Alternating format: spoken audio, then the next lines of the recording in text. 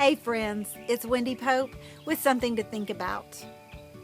How do you respond to God when He says,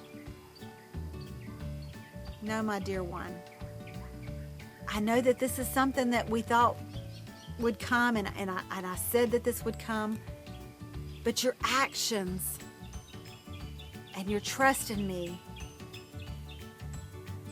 have changed the course of this situation. And I'm not going to be able to allow this to happen in your life." How do we respond when that happens? Maybe that hasn't happened to you. Maybe it has happened to you, and maybe you're living it right now. There's a man in the Bible, a man that I greatly admire, named Moses. And Moses faithfully led the people from Egypt to the edge of the Jordan, to the promised land that God said He could go in and He could take the people. But Moses, when the people asked for water, not just asked, complained, the numerous times they complained, he got frustrated with them.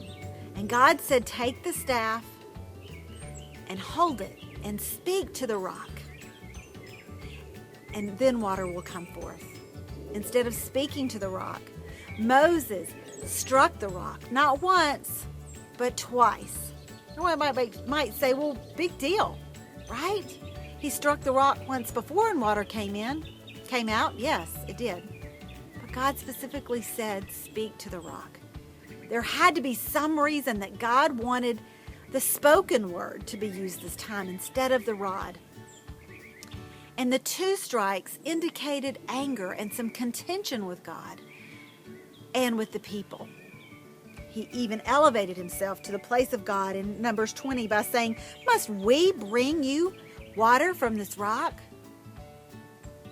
So this lack of trust and this lack of obedience, though it seems harsh, was God's reasoning in not allowing Moses to go into the promised land.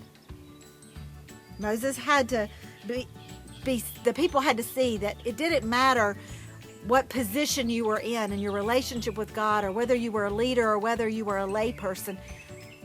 Disobedience had consequences, and this was Moses. And we might think it seems harsh and kind of flippant, but obedience and disobedience is never flippant in the eyes of the Lord. And that's for another day. But let's look at this question that I started with. How do we respond when God says no? What did Moses do? If you read this entire book of Numbers after that situation with the rock at Meribah, you will see a man who continued to lead. He continued to listen to God and convey God's message to the people. He continued to battle with the people, and God gave him victory. God didn't turn His back on him. Yeah, he didn't get to go into the promised land. Oh, but God let him see it. He didn't get to go in it. But God gave him victory. God gave him success and continued to elevate him in a leadership position among the people of Israel. And Moses kept following God, even though God told him no. So how do you respond when God tells you no? Do you fold your arms and stomp your feet and hold your breath till you turn blue? Do you stop reading your Bible? Do you stop going to church? Or do you say, "You know what, God?